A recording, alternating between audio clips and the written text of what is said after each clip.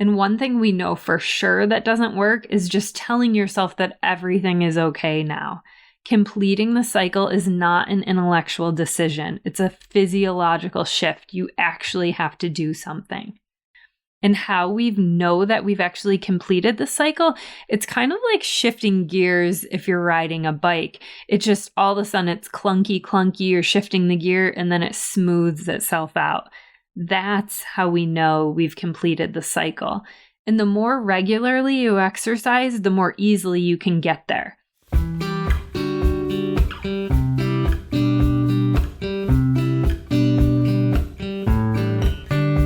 Hello, and welcome to the Emotional Expedition podcast. I'm Meg Thomas, and if you want to live a more open-hearted, magical life, it all starts with your emotions. This podcast will take you on a journey, helping you to better understand, express, release, and heal your emotions. Let's get exploring. Today's episode is all about stress and overwhelm, the differences between them, how they show up in the body, and some tools to help us through them.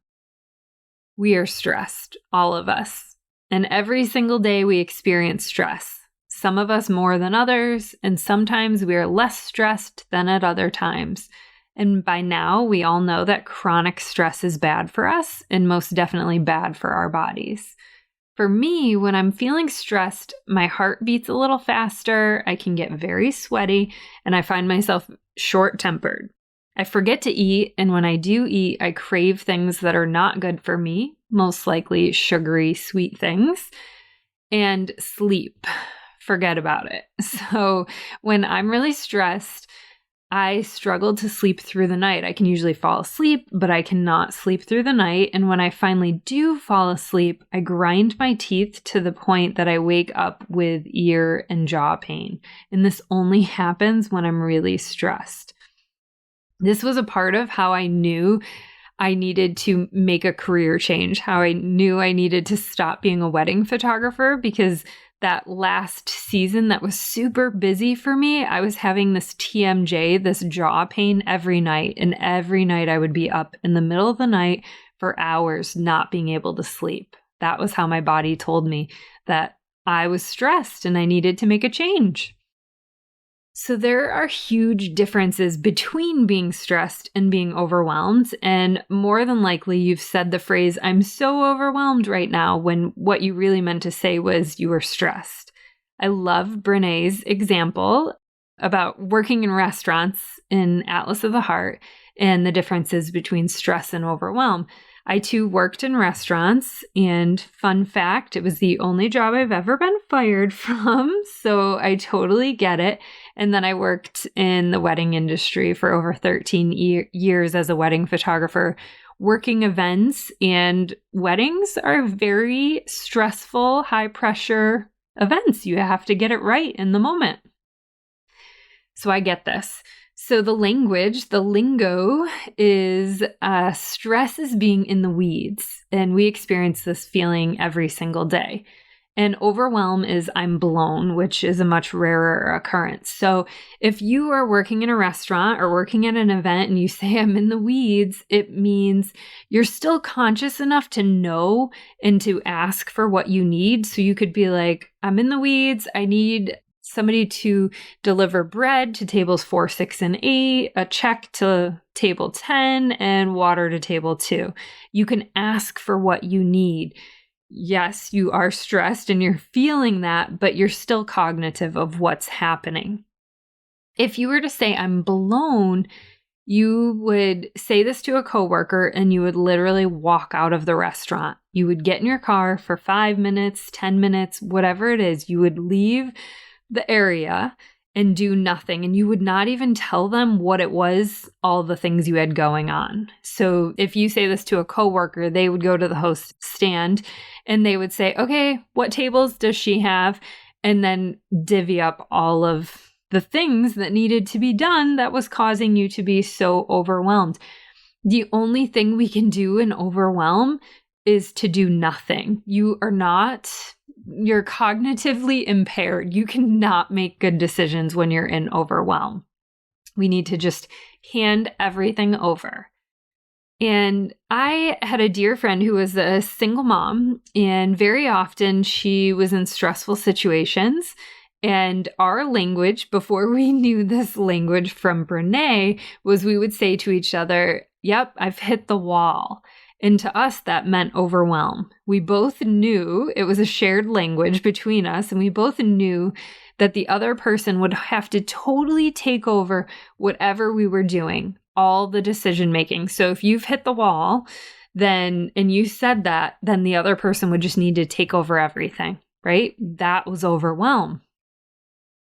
Brené's definition of stressed from Atlas of the Heart is we feel stressed when we evaluate environmental demand as beyond our ability to cope successfully.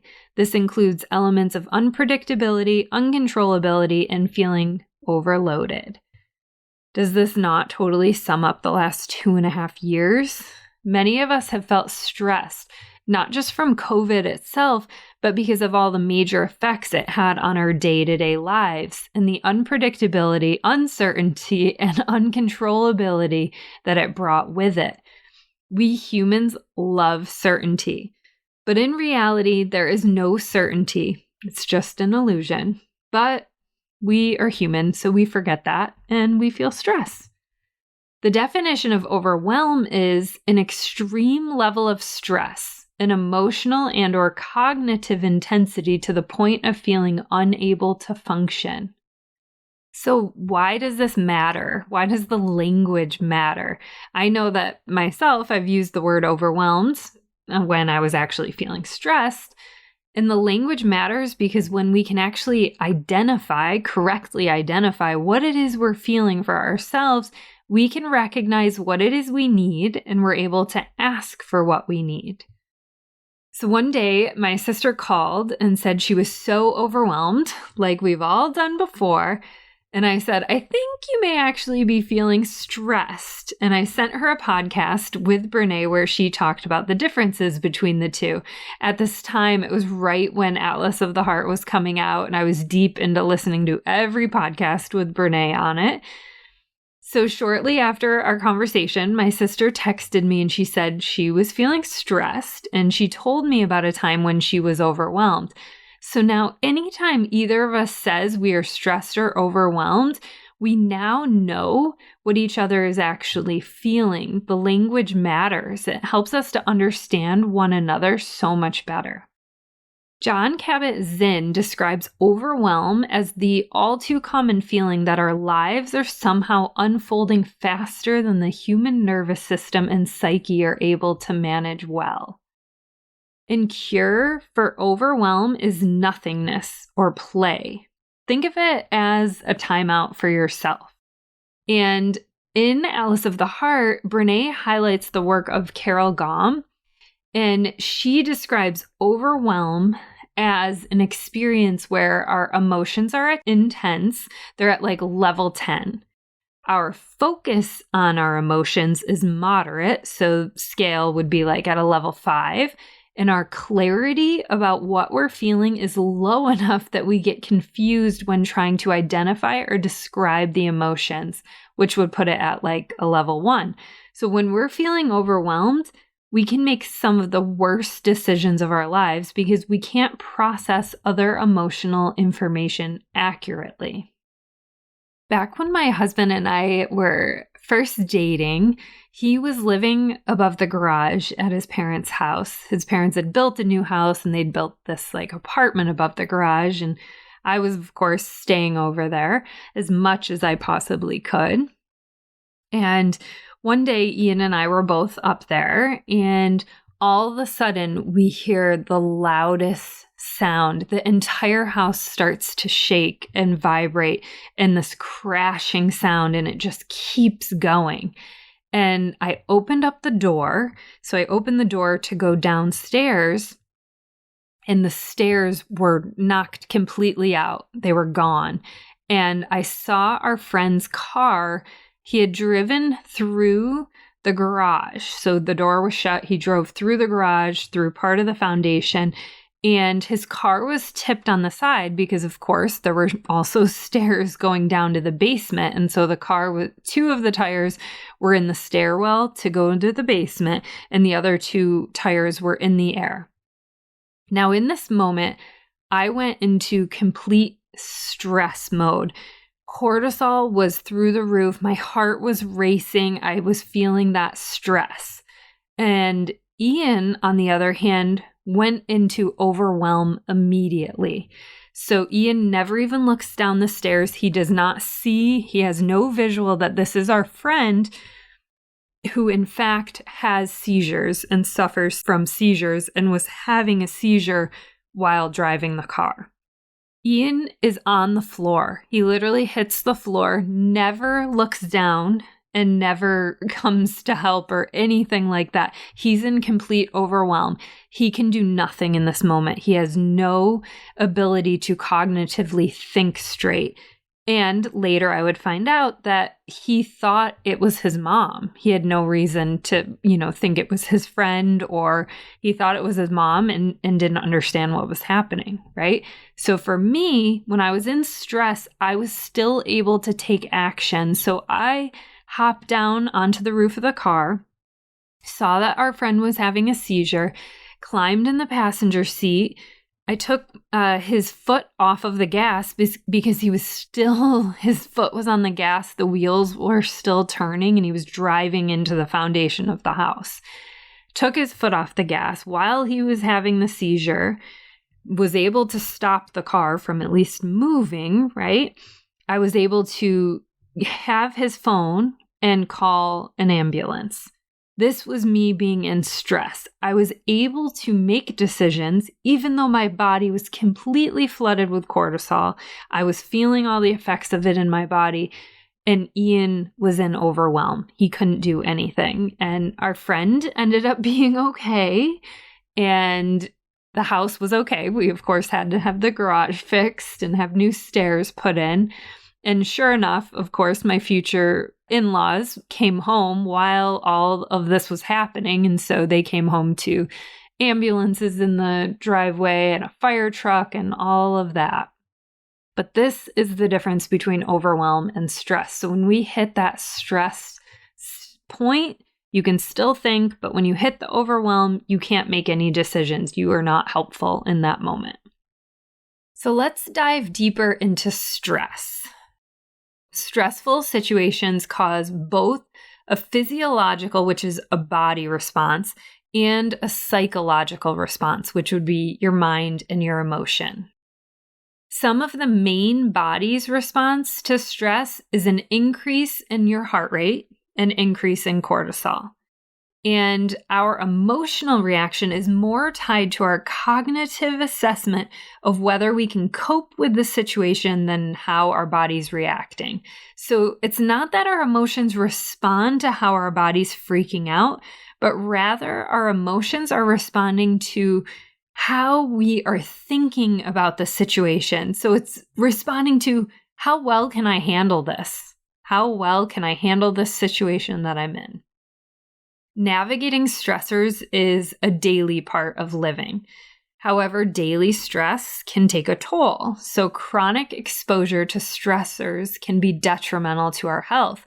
And high levels of perceived stress have been shown to correlate with more rapid aging, decreased immune function, greater inflammatory processes, less sleep, and just poorer health behaviors all around. My favorite book about stress is Burnout: The Secret to Unlocking the Stress Cycle by Emily Nagoski and Amelia Nagoski. And there's a difference between stressors and stress. So a stressor would be a lion chasing you, a dog chasing you. The stressor would be the bill in the mail that you can't pay. For me, the other day, I walked out and I had not 1 ticket on my car, but 2 tickets on my car. That is a stressor. A stressor could be an aging parent or a loved one that is struggling. A stressor could be an illness. And so there's differences between stressors and stress. If a lion was chasing you, the lion is the stressor. and you're getting chased by this lion. You're running, running, running, and then someone shoots the lion. The lion is dead. It's no longer chasing you. So the stressor's gone, but you're still feeling the stress in your body. So even though the lion is no longer chasing you, you're still in that heightened state, that fight, flight, freeze. You're in the flight stage, right? You're feeling the stress in your body. And just because you've dealt with the lion, just because you've dealt with the stressor, doesn't mean you've dealt with the stress itself. So what we have to do is actually complete the stress cycle, or it will slowly kill you. That's what stress does. So in most situations in the West, the stress itself will kill you much faster than the stressor itself will. The good news is you don't have to wait until all of your stressors are dealt with before you actually deal with your stress. And the most efficient way to actually complete the stress cycle is physical activity. So if you were being chased by the lion, back to the lion story, if you're being chased by the lion and then the lion dies and you continue running and you just run and run, and then you get to your village and you celebrate and you dance around the fire and you shout and move your body, that's you completing the stress cycle. But if you're to be in a really stressful situation, say you're in a stressful situation at your workplace and you don't have the time or the space, it's not appropriate to deal with your stress, you can't all of a sudden start dancing or running or moving, and you say, I'll deal with this later, what you're doing is you've dealt with the stressor, yet you haven't actually dealt with the stress, and you're just adding another layer of stress to your body. The best ways to actually complete the cycle, the first and the most efficient way is physical activity. So if you were to do 20 to 60 minutes a day, it would help you deal with the load of everyday stress. For me, my favorite way to deal with it is either walking or hiking really fast in nature. If I'm feeling really stressed, the first thing I want to do is get out and walk as fast as I can. That helps me move the stress through my body. But there's other ways to complete it too. So any type of movement, yoga, dance, running, swimming, that can all move it through your body. Breathing. So if you are in a place where you can't move, go change your breathing. So if you slow your breath down, the longer you make your breath, the slower the thoughts will start to move through you. So you want to move into long, deep breathing. I also have a breathing exercise, just a short 3-minute breathing exercise I'm going to share at the end of this podcast, so you can try that out. It's a meditation or a pranayama to alleviate stress. Another way is a positive social interaction. And so they highlight this in the book Burnout. This would be if you were feeling stressed and you went to a Starbucks and you talked to the barista, somebody you've never met, never seen before, and you just have this positive interaction. Maybe you tell her you like her hair and you just have a friendly conversation. What this is doing is this is telling your brain that the world is a safe place and that not everything is stressful. So this can help you to lower your stress. Another way is laughter. So when I'm really stressed, I will watch. I have, I think, 3 favorite shows: The Mindy Project, New Girl, or Schitt's Creek, that I can laugh at no matter how many times I've seen them. So if I'm feeling really stressed, I will watch one of these shows. So very often during a fertility cycle, if I'm, going through an IVF cycle and I'm feeling really stressed, I will just watch funny things every night before I go to bed. Another way is affection. This is a 20-second hug. So if you are to hug somebody for 20 seconds, try it. It is much longer than you are typically hugging someone for. Or even if you're petting a cat or a dog, affection can help you to lower your stress. Crying. This is probably my next favorite after physical movement. So if you've ever cried when you feel really stressed and then all of a sudden you feel better, it's because you're helping to complete that stress cycle. Another one that I wasn't sure about, but I tried because burnout talked about it, was creative expression. So if you were to feel stressed and then you started painting a painting or working on some sort of creative project, which I did, you will notice a difference from when you first started and when you finished. That helps you move the stress through your body. Really anything. There's so many different things that can help you move through your stress cycle. It's whatever gives you a safe place to move through the cycle of stress. Let's talk about flight, fight, or freeze. Flight happens when your brain notices a threat and decides you are more likely to survive by trying to escape. So this was the running from the lion. You're in flight. Fight happens when your brain decides you're more likely to survive the threat by trying to conquer it. So when you fight back. This happened recently. I have so many examples of this from my crazy puppy, Boz, who likes to go after a lot of animals. So he recently went after a woodchuck, and I could not believe it. He got the woodchuck in his mouth at one point and then dropped the woodchuck. And this woodchuck kept coming at Boz. So kept coming at him and attacking him. So the woodchuck went into fight because at that point, the woodchuck had decided that he was more likely to survive by fighting. And then there is freeze. And this would be what happens with bunnies. I have never noticed this so much until having this crazy, beautiful puppy, Bozzy.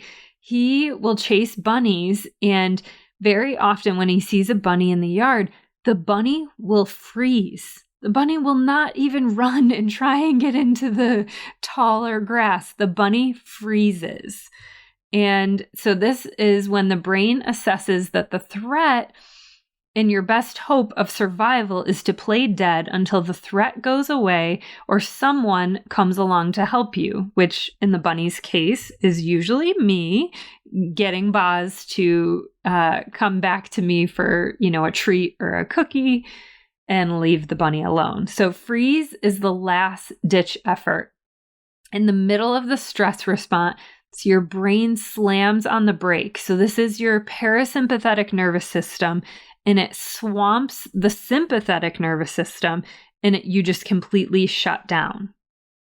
We also see the completing of the stress cycles with animals shaking. So if a gazelle is chased by a lion, and say it's taken down by the lion, the gazelle will play dead while the lion goes back to get all the other lions to come see this gazelle and eat this gazelle that they got. Well, the gazelle, as soon as the lion leaves to go get the other lions, the gazelle will get up, because it was only playing dead. It will get up and it will completely shake its body, and then it will run to safety. So the first thing it does is shake. If a cat gets hit by a car and it isn't severely hurt, it will shake. It will be on the side of the road shaking.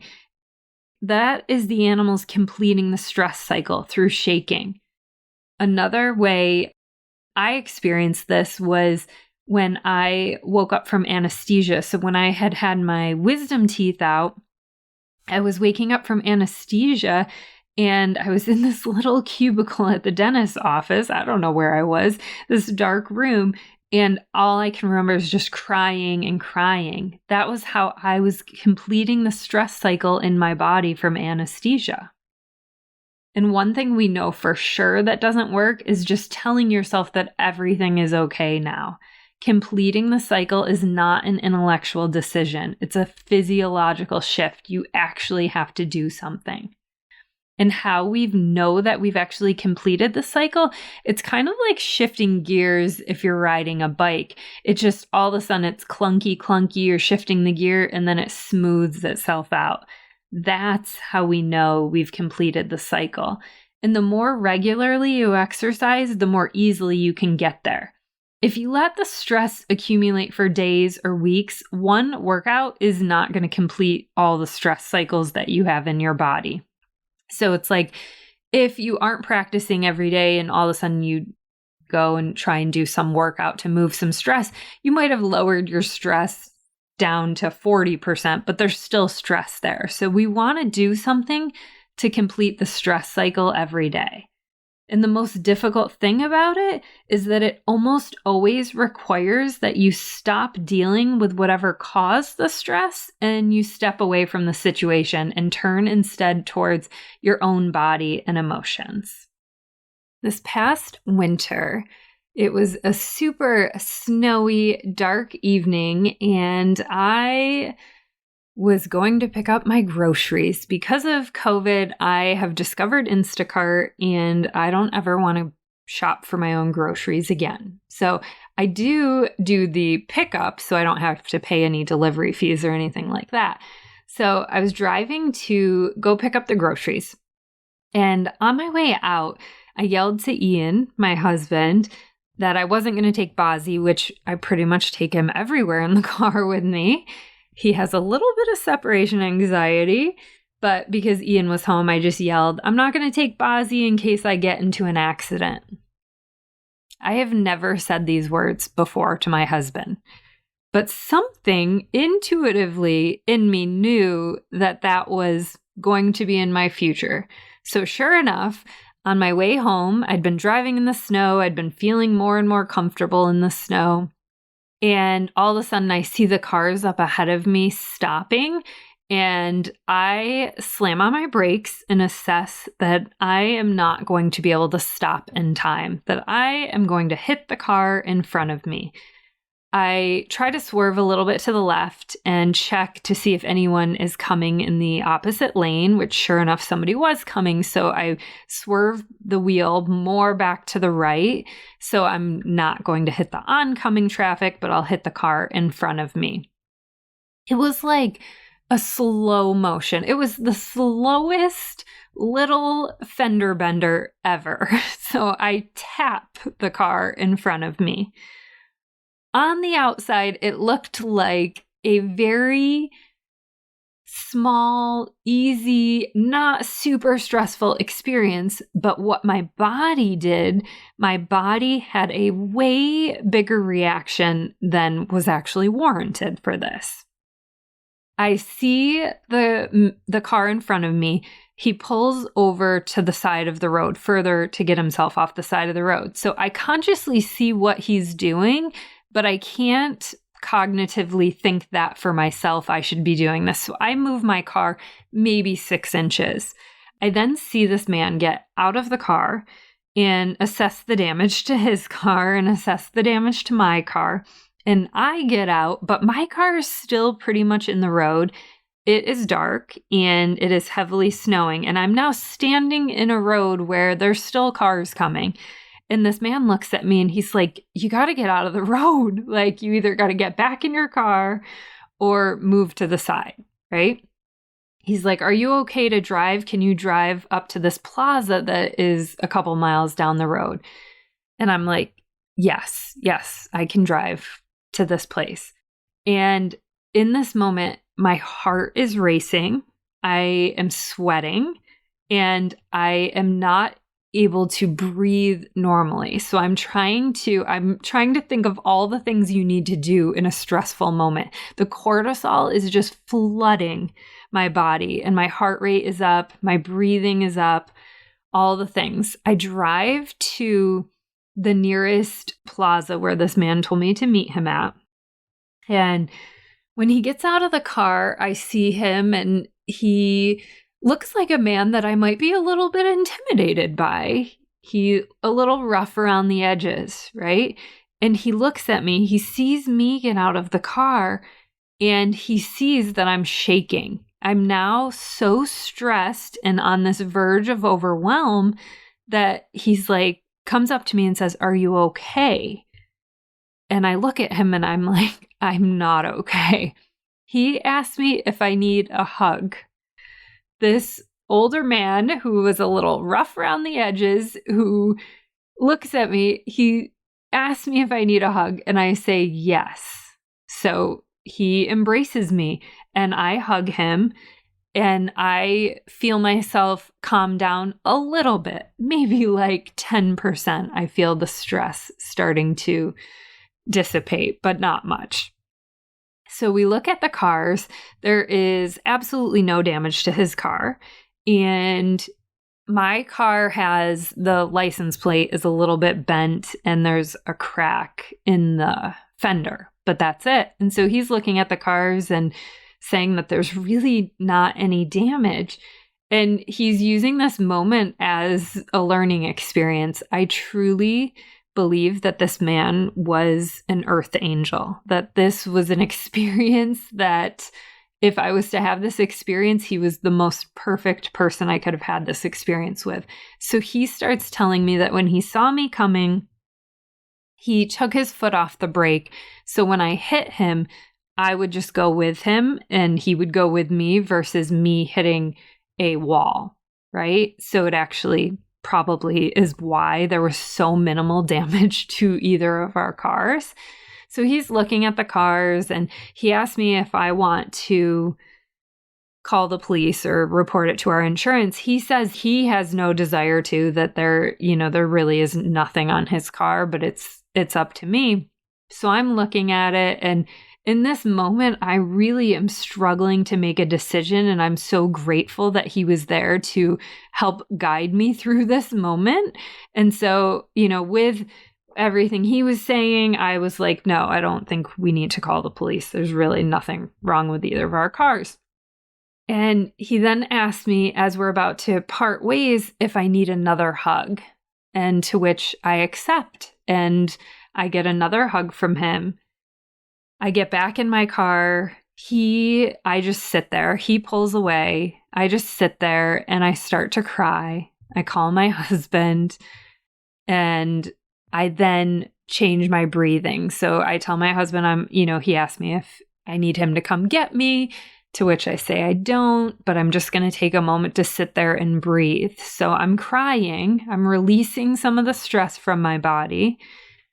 And I start trying to change my breath. I try to slow my breath down. I get back into the car, drive home very slowly. And as soon as my husband meets me in the garage, I just hug him and I hold on to him for 20 seconds or more. We go inside and I'm thinking of all the things that we do to complete the stress cycle. And I can just feel it. My body is having such a big response to an experience that was not this dramatic. So I grab Bozzy, the dog, and put him in my lap, even though he is much bigger than a lap dog. I sit on the floor in the kitchen. I'm petting the dog. The dog has no idea what's going on, right? I then call a friend and I talk it through, tell the story to her. So by saying it out loud, that can help me to release some of the stress. And that night I go to sleep and I fall asleep, but then I wake up and I'm up the rest of the night and I can just feel that this stress response in my body is what's keeping me awake. I can feel this is what happens when we have the cortisol spike in our body. And I also was recognizing that I was triggered by this incident. So I am very good under stress. Being a wedding photographer, I pride myself on being good under stressful situations. I am the person that other people look to when they are stressed, right? But this experience, I still to this day don't know exactly what was triggered within me, but I know that the reaction was so much bigger than the experience warranted. And that means that there is stress locked in my body, that there is stress, there are other emotions in my body. And when we find ourselves having a bigger reaction to something, it's because we've been triggered.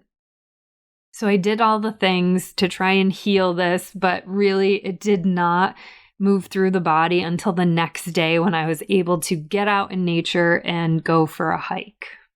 So for me, physical movement is definitely the thing that can move the needle the most. Some resources to dive deeper into stress, definitely Atlas of the Heart and Burnout. The book Burnout. I will link both of these in the show notes. Burnout, The Secret to Unlocking the Stress Cycle. Now I would love to share a quick meditation, a pranayama, a breathing exercise, and it's called the meditation to alleviate stress. How we do this meditation is you're going to start by sitting tall. So placing your feet on the floor if you're in a chair. You can do this in a chair or you can do this sitting on the floor. If you're sitting on the floor, making sure your spine is straight. The breath is 8 equal strokes through the nose. So it's like 8 sniffs. It sounds like this.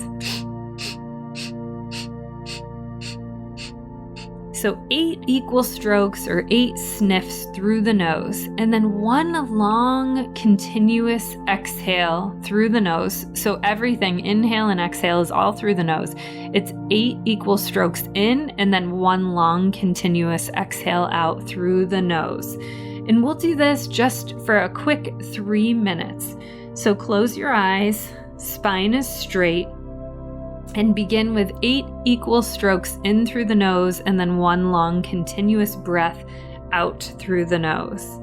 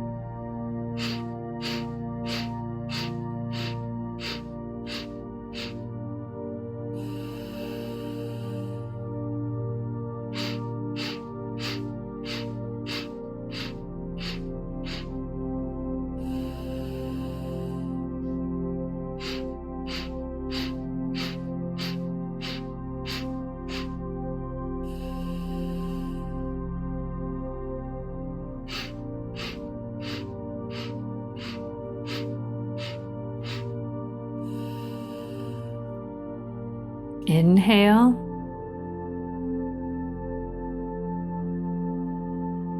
Exhale. And just tune into how you're feeling, noticing any subtle shifts.